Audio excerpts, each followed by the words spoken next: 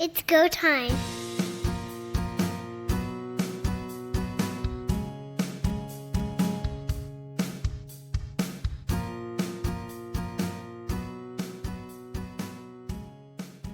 Welcome to Third Down Gamble, everybody. Don Charbon along with Pat Mooney and Heath Graham as the group gets back together after its winter hiatus.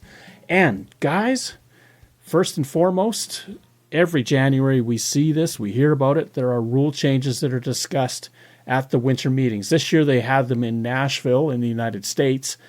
Temperatures down there are probably a little better than where we've been, where it's been minus, 35 for a week. And by the way, to our American friends, when you get down to minus 35 Celsius, it doesn't matter if it's Fahrenheit or Celsius. It really doesn't, because the temperature's even up at 40. The biggest one that was being discussed, and this came out on Twitter quite a bit and really got punted around, pardon the pun, was kickoffs. The idea that maybe we'll see fewer kickoffs in a game. I don't really know how I feel 100% about this one. The kick return game is an exciting part of the CFL, and it's something that is lost in the NFL. You see so many touchbacks, and the fair catch rule on punts is another one, but it just takes away any excitement in returns. I understand from the player safety perspective that we need to make sure there are rules in place to help protect players and keep them healthy. Eliminating the kicking game altogether would not be great. They are looking at a few tweaks and giving the receiving team the opportunity to take the ball on the 40-yard line after a touchdown like they do after a field goal. It's a good idea from the player safety perspective, as long as we're not trying to completely eliminate kick returns altogether. To me, one of the most exciting parts of the CFL game is the special teams play, both in the punt return and the kickoff. And this limits one of those plays. And you know, is this an attempt to potentially not only increase player safety, but you could also take a look at reducing rosters if you don't have to have a bunch of players to run the special teams. And for the development of players, I don't think that's a great thing. I would like to see kickoffs continue, but I think they are doing something right if they're going to eliminate the kickoffs, where the teams can just choose, as opposed to the NFL, where we go through the whole motion of kicking and running everyone down the field for no purpose whatsoever. If you're going to place it, just call this. We want the ball at this yard line. We're not going to return it. And then it eliminates that time from the game. The worst thing about the NFL that I find is they have all this pregame hype, get everybody in the crowd juiced up, ready to go, and then the opening kickoff goes 15 rows deep, and they just wander out onto the field. It just knocks the stuffing out of the starts of games. Great player safety, always a priority, love it, but then dispense with opening kickoffs in the NFL if you're just going to do this all the time. The idea that there could be an unintended outcome, and as you allude to, Pat, that maybe rosters will change or maybe they'll be shrunk a little bit because you don't need these specialty players to run special teams or run down the field during special teams and tackle and block, that could impact for sure a few positions on the field if they're not required anymore. Now, we're not eliminating, at least not yet, and these meetings were in Nashville. We haven't heard the upshot of it yet as we record, but the whole notion is to cut down the number of kickoffs. So after a major score, you have the choice to come to the 40-yard line if you prefer. And that would maybe take 2, 3, 4, 5 kickoffs out of a game. You still have kickoffs to start the game, the half, and in the final 3 minutes. That doesn't change. The short kickoff, which is still a feature of the CFL, remains intact.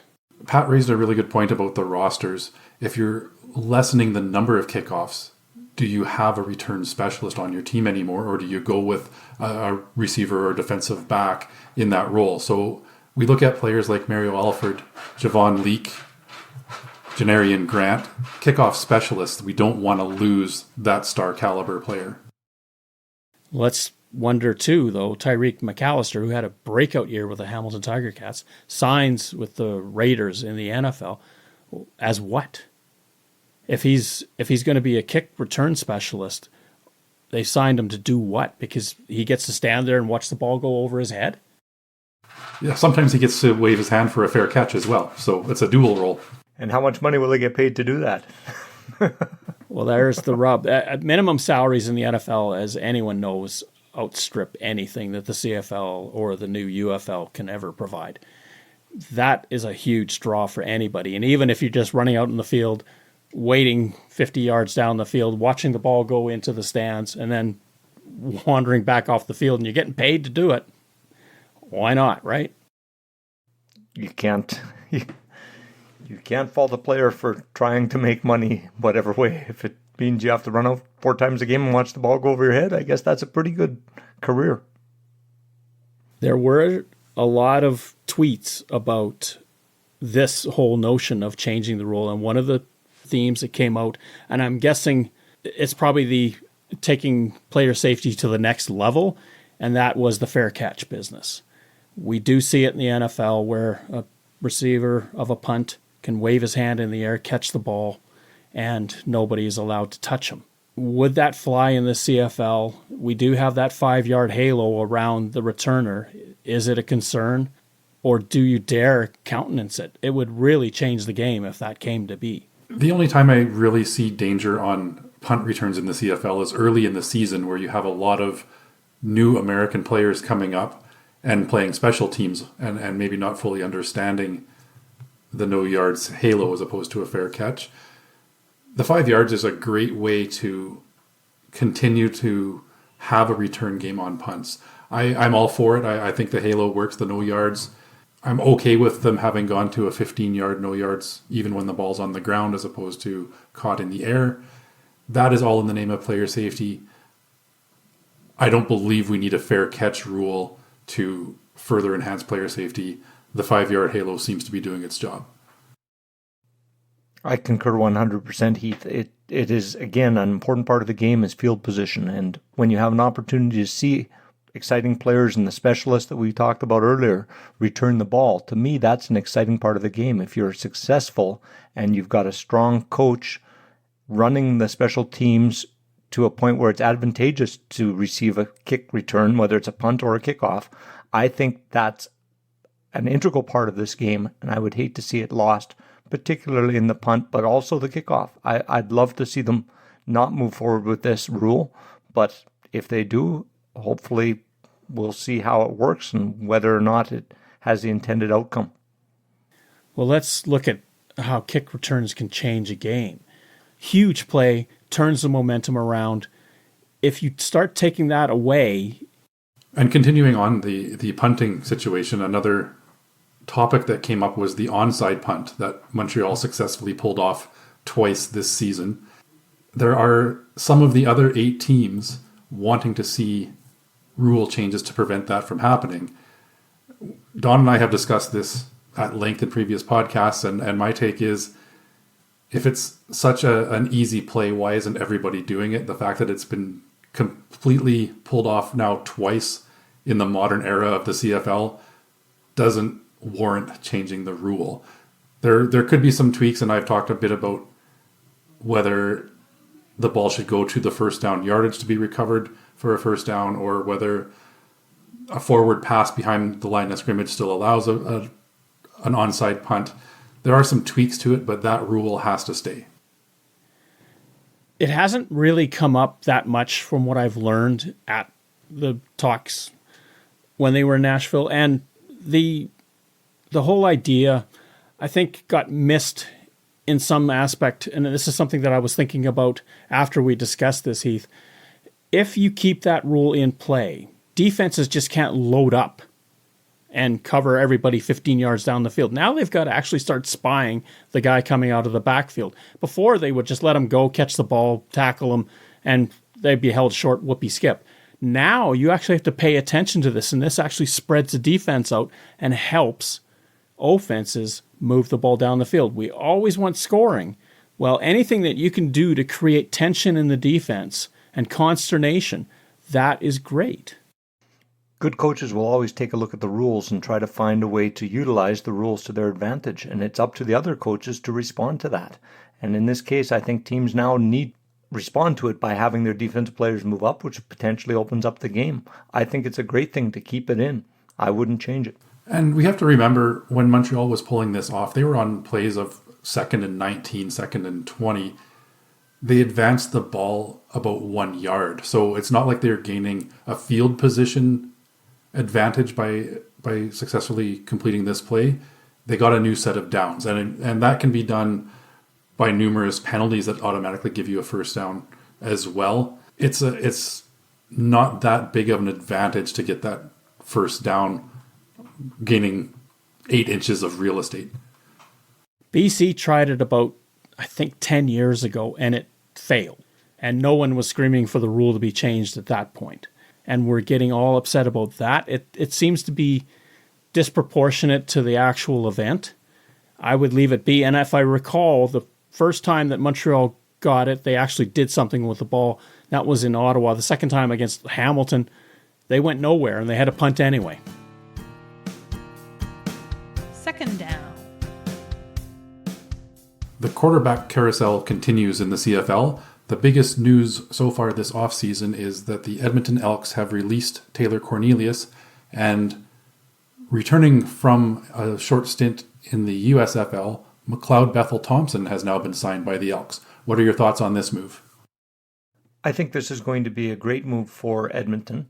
I'm disappointed for Trey Ford because I think Trey Ford deserved an opportunity to step up, and I think he's going to be very successful as a quarterback in this league. But McLeod Bethel Thompson is an experienced quarterback who will be able to help Trey Ford as they transition to him if he remains in Edmonton beyond this year. Bethel Thompson's going to have success. Another thing that happened to help him, I think, would be that the trade that takes Jake Seresna from Edmonton to Toronto in returns for Curly Gittins, national receiver, who is a favorite target of McLeod Bethel Thompson when they played together in Toronto. So I think this will benefit Edmonton with his leadership, his experience, and the ability to move the football consistently. If we look at this on the whole, it's a great move for Bethel Thompson. It's very important to remember that he's got a huge factor in all of this in terms of where he feels comfortable. For the Edmonton Elks, signing him, yes, they get experience. Yes, they get a guy that really cares about the CFL and really cares about what his legacy is going to be. And this is a great opportunity for him to do that. But he also works with an offensive coordinator that he worked with in Toronto, a head coach who happened to cross paths with him when he was in Toronto. McLeod Bethel Thompson, he looks at this and says, wait, I've got a OC, I've got a head coach, and I've got one of my favorite receivers, all from where I was here. This isn't bad for me. The 2023 season, that quarterback room for the Edmonton Elks was very young. You had Taylor Cornelius, who was the most seasoned of the 3 quarterbacks, Jarrett Dagey, who had not played in the CFL prior to, and Trey Ford, who was used pretty sparingly. McLeod Bethel Thompson brings a veteran presence in that quarterback room. What I would like to see is getting some plays in that offensive playbook catered to Trey Ford as well to keep him motivated and active in that lineup. These are 2 ends of the quarterback spectrum. You've got McLeod Bethel Thompson, who's a real pocket passer, accurate, and can put up a lot of yards. Trey Ford likes to get out of the pocket. He scrambles. He doesn't throw for a lot of yards in the game, but he's an offensive weapon with his feet as well. I don't think you can have the exact same playbook and plug Trey Ford in for McLeod Bethel Thompson and vice versa. They need to set up a dynamic offense and utilize both of these guys. If Jarius Jackson can make the magic that had happened with McLeod Bethel Thompson when they were together in Toronto, then Edmonton is definitely going to benefit from this. That combination should work out very well as OC and starting quarterback. The problem that I had with all of this is Edmonton has put a lot of stock in their marketing and in their future with Trey Ford. And suddenly now you've brought in a guy that is a bona fide starter. There's no way that Ford's going to start ahead of him. Now where does Trey Ford do? He's on an expiring contract. He is done at the end of 2024. Does he look at the situation and go, well, thanks, but hey, I'm going to test free agency. I'm going to go where somebody's going to pay me and play me, where here I may never see the field, especially because McLeod Bethel-Thompson is pretty durable. He doesn't typically wind up on the sideline with an injury. If I'm Trey Ford, having Coach Jones not give me a vote of confidence last year until he absolutely had to play me, and now following this up by going out and finding another quarterback, when I became a free agent at the end of this next season, I would definitely be looking for a team, because I think there'll be other opportunities for him to step into that starter's role. This, I think, will help his development, but I don't think it's going to encourage him to stay in Edmonton. That's a very valid point. And what is the long-term future of McLeod Bethel-Thompson? He was unsure after 2022 whether he was going to play anywhere. He did go south of the border for an opportunity. Now he's back. Do you see him playing beyond 2024, 2025 at best? And then where does that leave the Edmonton Elks organization if Trey Ford walks away at the end of this season? That's a great point, Heath. If you watch, and it's on YouTube, the Edmonton Elks YouTube channel, you can see the interview with McLeod Bethel-Thompson. One of the things that I'll give him credit for was that he phoned Trey Ford after he signed and let Trey Ford voice his concern. In other words, just unload a bit. And that is a really generous move by Bethel-Thompson, because he knows he's just took the job away from the guy. Bethel-Thompson loves football. He wants to play football. The CFL has been pretty good to him. He went and tried the USFL. It just didn't work out for him. He came back looking for an opportunity in the CFL. Ottawa made a bid for him, didn't get him. If it works out in Edmonton, I can't say that we won't see Bethel-Thompson there for 3 to 5 years. He hasn't taken the beating that a lot of other guys have, even though he's getting up there at 35. He could last until he's 40. And do you want a 40-year-old quarterback leading your team? Well, Damon Allen did. This is happening a lot in the league right now. We've got that bevy of older quarterbacks that we know only have a few years left to play in the league, with a bunch of younger quarterbacks waiting for their chance to play. I look at Trevor Harris. You look at Bo Levi Mitchell. There's a number of others. Jeremiah Mazzoli would be included in that. And there's going to be a transition at some point. So these young quarterbacks, whoever steps out first, there's got to be an opportunity for some of them for quarterbacks to get into the game as a starter in order to progress as quarterbacks in the league. A lot of these young quarterbacks are waiting for their chance, and teams are holding on to these quarterbacks until they're very old. And I think that's going to impact the league as a whole within the next few years as these quarterbacks step out. Well, we could see upwards of 4 to 5 quarterbacks suddenly retire en masse because they're all tripping over 35 years old. The only one that's on the cusp of that probably wouldn't be a factor just yet is Vernon Adams Jr., but another veteran quarterback that's getting up there. If the trend is towards keeping that veteran presence, that's fine. But I do think you have to start playing the youth. You saw it a lot last year just because injury necessitated it. We saw a lot of quarterbacks that we would not have normally seen. Now that they've had that opportunity, why not let them grow with it? And this is where I have a little bit of trouble with McLeod Bethel-Thompson. It's not that it's him that I worry about, but it's just the whole notion of bringing him in when you've already got Trey Ford progressing through the system. I just don't quite get it. But Chris Jones does what Chris Jones does. He's always been his own man. We'll see how this plays out. You mentioned, too, about young quarterbacks. There's a lot of them that are becoming free agents. Saskatchewan's, Jake Dolegala, Mason Fine are out there and available. Taylor Cornelius has got to land somewhere. Dane Evans has left BC, retired, and gone to coach in the United States. Drew Brown is the carrot right now. He's the one that I'm trusting is the most appetizing to everybody out there. Drew Brown, though, does not want to go and be a backup. He wants to go and be a starter. And he's at that age, 26 years old, where that typically happens. He's paid his dues. Now he wants to be the guy that leads the team. Where does that happen? This is quite a contrast from where we were immediately after the Grey Cup. We had been talking at that point about what does Saskatchewan do at starting quarterback? What does Hamilton do at starting quarterback? Well, what they do is they rework the contracts of their veteran players to bring them back around. And we see Trevor Harris and Bo Levi Mitchell both restructure and look to still be competing for that number one job. The city that is the most likely to see a new starter is the Ottawa Red Blacks. They have not completely written Jeremiah Masoli off at this point, but it's highly unlikely that he is going to be the de facto number one quarterback this season. There could be some competition, and Drew Brown could be a part of that.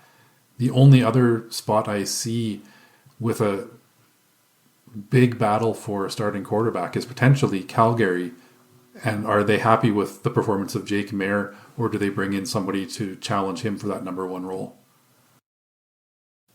Jake Mayer was another of the quarterbacks that had his contract restructured. Now, when we say that, everyone's thinking, well, they took a pay cut. Well, they did in some sense, but they also got it front-loaded with bonus money. And it's kind of a tax thing, and it's kind of a salary cap thing.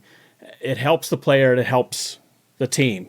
The other thing that happened, especially with Bo Levi Mitchell and with Jeremiah Masoli, it's an incentive-laden contract. If you do this, this, this, and this, you get paid this. So that would be performances. That would be achieving so many yards passing, so many touchdown passes, whatever the team makes it to the semifinals. This is all part of their incentive-ladenness, where if you look at Jake Mayer, it was more to make room for other signings. In Saskatchewan, Trevor Harris, because, again, three of the four that got restructured were injured last year for most of the year. Trevor Harris being injured, we don't know how strong that leg is going to be. And Jeremy O'Day, even at the press conference when Corey Mace was being introduced, was kind of being hesitant about absolutely anointing Trevor Harris as his starting quarterback. He wanted to think about the future, and I do believe that you've got to build.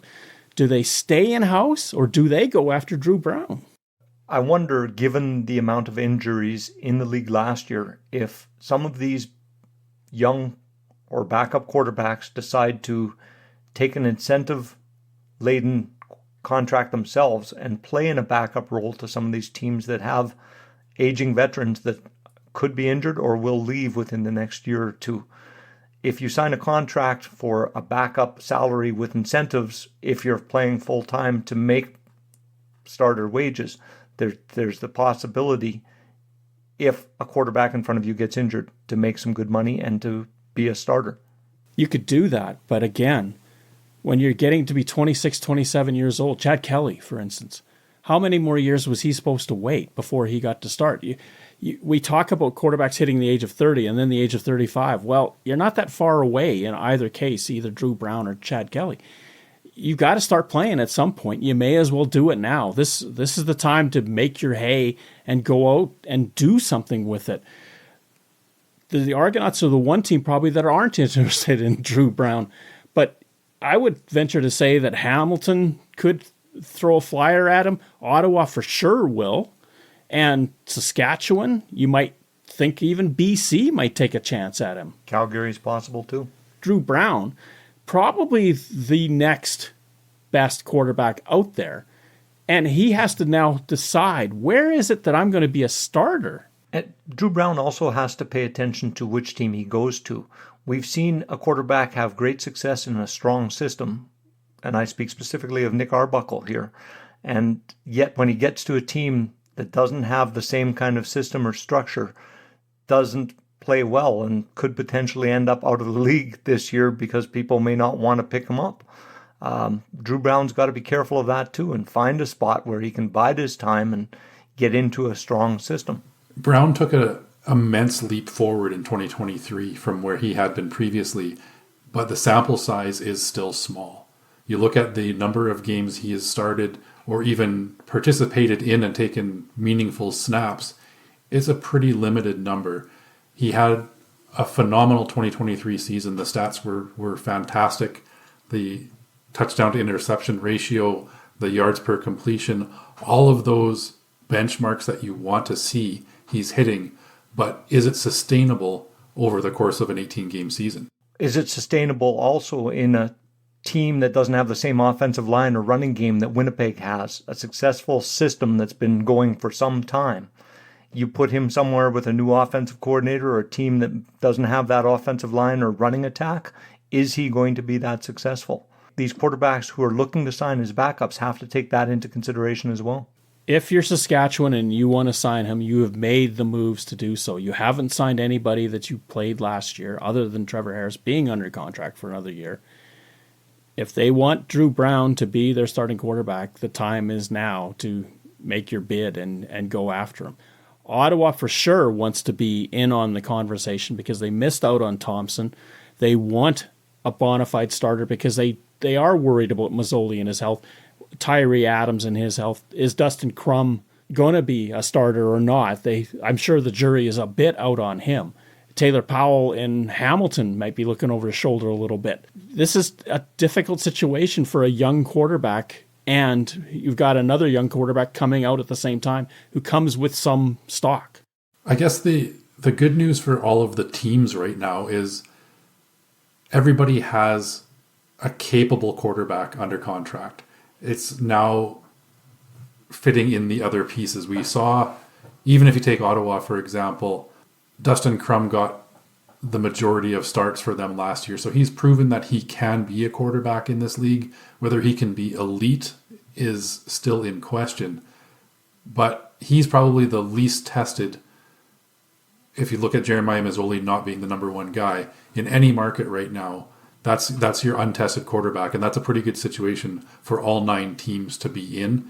It's going to be a tough road for these free agent quarterbacks that are fighting for playing time.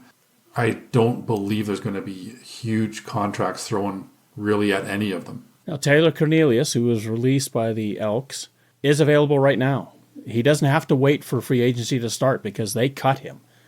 That means that anybody that wants to can go after him at this moment. Does it mean that the BC Lions, who don't have a backup quarterback right now, take a flyer and go after Cornelius?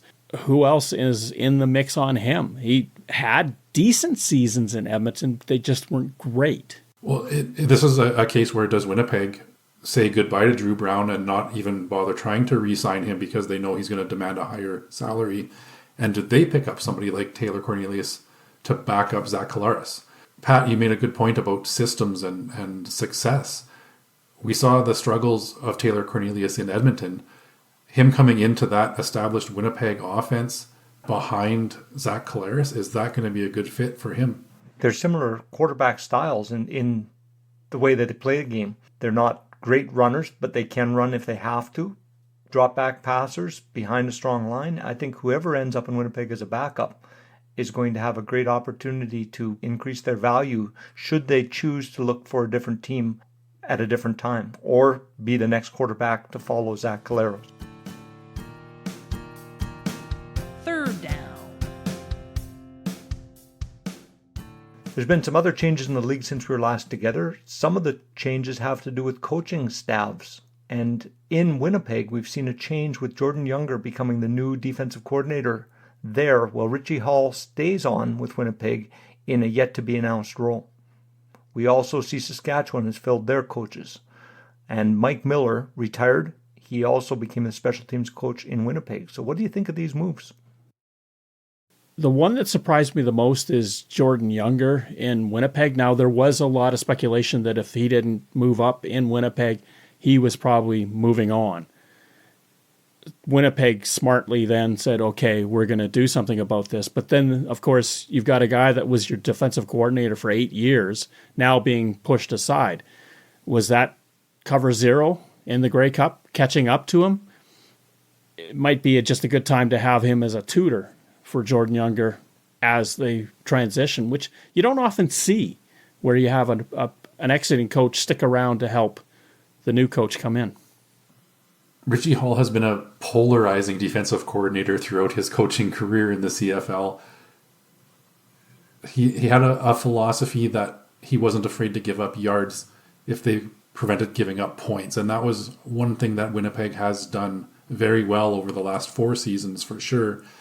And the outcry is when he makes mistakes or allegedly makes mistakes, they are catastrophic. And the last play of the Grey Cup giving up the winning score is a prime example of that.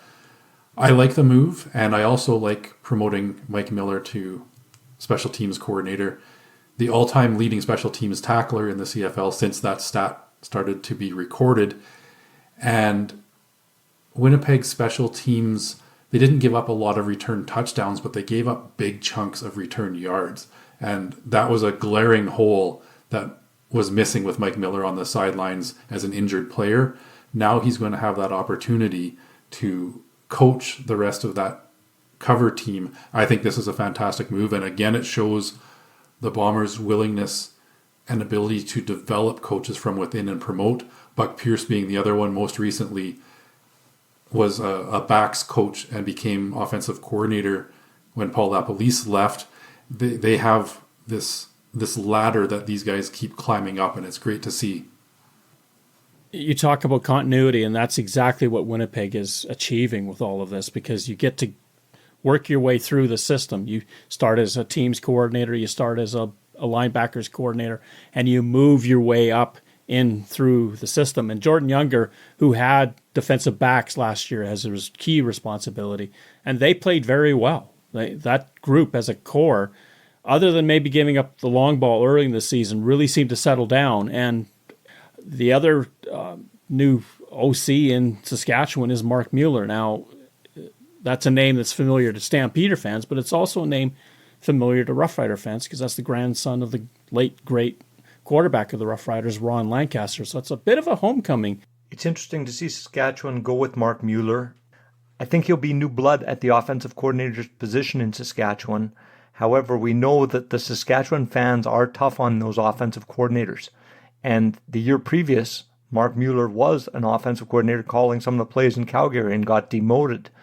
So to see Corey Mace pick him, it's interesting. We looked at Mark Mueller in Saskatchewan the year previous, and he chose not to come. So now must be a better time to come, in the fact that he can develop as an offensive coordinator with a new head coach who's going to be there for some time. You've got to believe in Corey Mace's mind that if he didn't trust him, he wouldn't have brought him. And we don't know in Calgary how that offensive coordinatorship works, because you've got Dave Dickinson, who had his hands on a lot of that in Calgary. How much freedom did they have? If you look at the Mueller situation, it's a bit of a guess as to how this is going to play out. The Rough Riders have one quarterback signed. They have no running back signed. The offensive line is pretty much intact. They have a couple of receivers that are taking their opportunities to check out the NFL before that window closes. Doesn't totally know who's going to be available from them, Samuel Amulis being the most notable one. So the Rough Riders are in flux on offense. There's going to be some change there. And Mueller, does that say to him, this is a tough situation because now I've got to train a lot of people, or this is a great situation because I get to mold a lot of people? I think given the struggles of the Rough Riders over the last 2 seasons, the fans are going to give a lot of leeway to Corey Mace and his staff this year. I think the fresh start was needed in Riderville, and Corey Mace has done and said all of the right things so far since he's been announced as the head coach of this team. Patience is going to be the key, and hopefully for the sake of these new coaches, the fans give them that bit of a break. They could come out gangbusters and be a playoff and Grey Cup contender. It's too early to tell at this point, but even if they're not, it might be the right pieces to put this franchise back together and back to the level that they were at not that long ago. There's been some other signings throughout the CFL on various teams, and one that stands out to me was the release. Well, not always signings, but sometimes the release stands out more. In this case, the release of Dominique Rhymes, who's been a dominant wide receiver for BC after seeing Alexander Hollands and Keon Hatcher get re-signed. I think this is certainly a case of not enough money to go around to the players that they had in their cadre of receivers. There's talk that Javon Kotoy is close to signing an extension as well. So it has become a situation where the Lions have been rich in receiver over the last few seasons, and unfortunately for them, they're starting to price themselves out, and that seems to be the case in this situation with Dominique Rhymes. I believe he still has more game. He's a capable receiver. Time will tell where he ends up for the 2024 season. Does he ever go back to Ottawa? They're in need of receivers. I kind of thought the nail went into the coffin of Dominique Rhymes in that game against Winnipeg when on the final play, instead of catching the ball and going to ground to set up the game-winning field goal, he took off to try to score the game winner and got stopped at the 15-yard line. He saw glory. He took a chance. There were other problems. He was injured a little bit last year, and not every game was his production that great. I think you also see the two receivers that they did sign stepping up. And this last year, both Alexander Hollins and Keon Hatcher were the first look for Vernon Adams Jr., and I think that's why the team needed to re-sign them. Dominique Rhymes and Lucky Whitehead became afterthoughts in that offense, and I think it's time for that team to look at different receivers at lower rates to potentially redistribute some of their salary cap to other positions. Hollins, especially in the second half of the season, I think he was the key receiver for BC in that push down the stretch. Does Dominique Rhymes sign somewhere before the free agency window? Again, this is a player that is now able to sign with any team in the league. And if and when he does, that's going to start to fill in the gaps as to what current roster spots are maybe not going to be re-signed. And a name that comes to mind that's due for a big raise is Winnipeg's Dalton Schoen. We know Kenny Lawler has restructured his contract. Dalton Schoen was a steal on a rookie contract over these last couple of seasons. Is he going to price himself out of Winnipeg, or does he look at the success of that team and think this is a fit for me? If all of a sudden Dominique Rhymes is a Winnipeg Blue Bomber, I think that answers your question about the future of Dalton Schoen.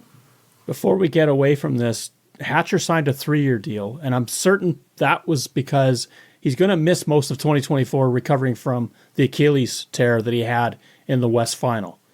So the Lions decided to extend the contract to make sure they had him after. The other person in Winnipeg that we've got to be wondering about is Brady Oliveira. Is he going to re-sign with the Blue Bombers, or, as he used Bugs Bunny counting the money on Twitter, is he looking to go somewhere to get paid? This raises that question that Pat brought up about systems, though, as well. One thing that has enabled him to be successful so far as a feature running back in the CFL is playing behind one of the top 2 offensive lines in the CFL for a couple of seasons. If he wants to get paid, he also needs to put himself in a situation where he can be successful. Making all the money in the world as a running back and averaging 2.7 yards per carry is a good way to get that contract released at the end of one season. He is a premier Canadian running back. The last one has just retired, Andrew Harris.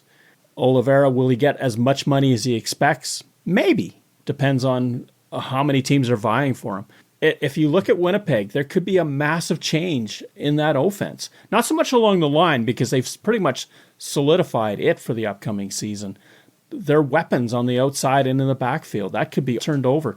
And that's part of the pain of success. Toronto Argonauts, we may see the boats all run to Regina as they follow their head coach from the defense. The Rough Riders released Derek Moncrief. That's got to be a sign that they're hoping they're going to bring one of the Argonauts linebackers to Regina. All these puzzle pieces start moving around. Another running back that's going to also set the market will be A.J. Ouellette, again behind a great line in Toronto. He's an American running back out there, and to date we haven't seen any of the running backs get re-signed by their team. Those two are going to set the market for the running backs. Dominique Rhymes is now one of the premier receivers that's a free agent at this point that could sign with other teams. It'll be interesting to see with Austin Mack signing with the Atlanta Falcons if Montreal doesn't take a look at a receiver like Dominique Rhymes or a big-name receiver to augment their offense. That's a big loss for them.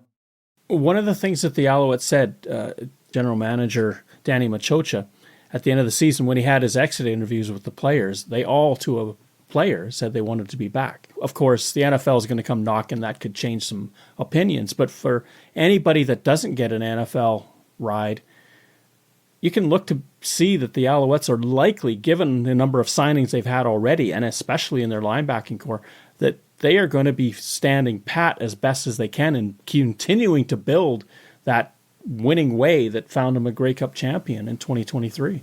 That continuity breeds success as well. And we talked about this with Winnipeg, that the number of free agents that they've brought back over the last couple of seasons, guys that have reworked contracts to enable them to put that team together. It sounds like it's a similar situation in Montreal. The players really respect Jason Moss as their coach and have bought into the system that he and Danny Machocha have brought to Montreal. So it's a great sign for Alouettes fans to see that excitement for these players. They're not necessarily all out there chasing the dollar. They're chasing the success that they have built in Montreal.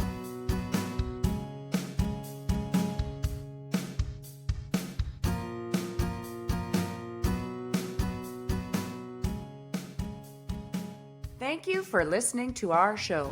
Third Down Gamble is hosted on Podbean and can be found on Apple Podcasts, Google Podcasts, and Spotify.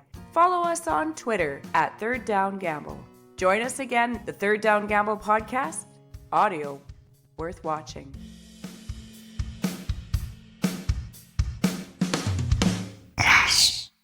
Third Down Gamble uses the expert resources provided by Canadian Football League player and game statistics for analytics, game notes, and statistics, and 3downnation.com for news, insight, and in-depth analysis.